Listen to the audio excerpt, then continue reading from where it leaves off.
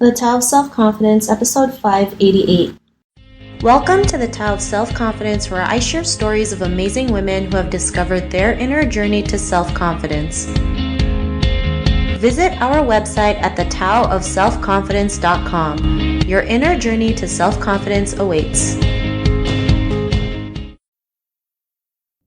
Well, hello, friend. Welcome to the Tao of Self-Confidence, where I share stories of amazing women who have discovered their inner journey to self-confidence. I'm your host today, Sheena Yap Chan, and today I have an amazing lady on the show today.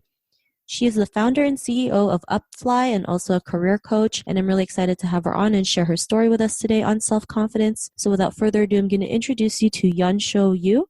Yeonsil, how are you today? Maybe you can fill in a little bit more about yourself to the listeners. Okay. Hi. Hi, Sheena. Thank you so much for inviting me. I am currently running my own community, Upfly, to help Korean professional to build an international career. Before having my own business, I was working for tech companies such as SAP and Google in their HR department. Awesome. And Yeonsil, what's your cultural background? So I was born and grown up in South Korea and started my career in Singapore. So I feel like Singapore is my second home. And after that, I moved to US, San Francisco with my husband. And then now I am in Toronto. Awesome. Well, thanks for sharing that. And what would be your favorite self-confidence quote? So I actually thought about it for a second, but definitely my favorite is if you never failed, you've never tried anything new. So I realized this is from Albert Einstein, but I learned about this quote when I was in San Francisco, and it hit me so hard because I never thought that failure is a good thing.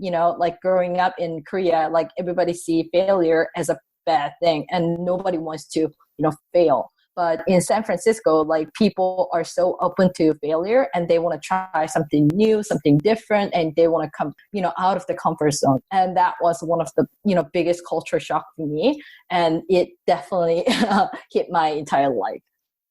Thanks for sharing that. I know, being raised as an Asian woman and, being in in Asian countries, they see failure as a bad thing, especially in school, right? When we fail our test or grade, it's like the end of the world, not realizing failure is part of the process, and it's actually, part of the process to build self-confidence. So if we just saw failure in a different perspective, we would just soar, right? Because we would never see it as a bad thing. So and that's such a I feel it's a little bit sad because we learn that way, and a lot of actually young folks wants to go for a really safe, stable job. Even they are only 21, 22, even now in Korea, and a lot of people want to go for a big corporation or government job because they feel that's the safest option. But I feel sometimes it's okay to fail. It's okay to try something different. It's okay to try some, you can just, make your own path. And then that's one of the message that I really wanted to deliver to the young folks. Awesome. Well, thanks for sharing that. And in your own words, how do you define self-confidence? So I feel self-confidence is a willingness to fight with our own fear. And a lot of people actually feel they're afraid of certain things, and other people don't, seem like that. But actually a lot of people have the same, fear. And even if they are so successful, they look very, one of the most confident people in the world, but they feel the same way. They just behave different way based on their self-confidence, I feel. Thanks for sharing that great definition. And I know I've been guilty of that, being afraid of my own fears. We all go through it. It just sometimes we feel like we're not worthy enough. So if we go out there and, make a fool of ourselves, we just think we're wasting our time, not realizing it's okay. We're going to make mistakes. We're going to fall down, but just keep moving. So I really love that definition that you mentioned. And Yeonsil, what was your life like before your discovery of self-confidence? So actually, although I talked about the young folks not in Korea as well, but I was one of them. I was so afraid of going for a different path compared to other people. So what I chose was like going for a big corporation as my parents want, as my, other friends like. So that was me. And then I never thought that I am the kind of person who can just, go for my own business or something very crazy different. I thought that, I'm not good enough to do those kind of things.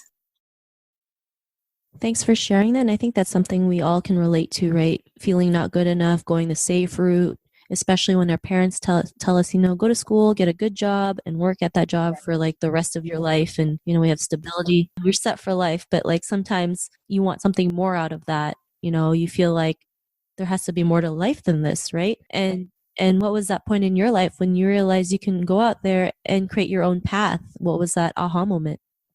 So actually my aha moment came to me unintentionally. So like when I went to US, I couldn't get intra-transfer visa to US. So I had to quit my job. And then I was thinking like, oh, then what do I do? Like, my husband told me that, oh, you can just stay at home, like stay at home mom. Like, no way. I'm going to kill myself. So I had to do something. So that's how I started my own business.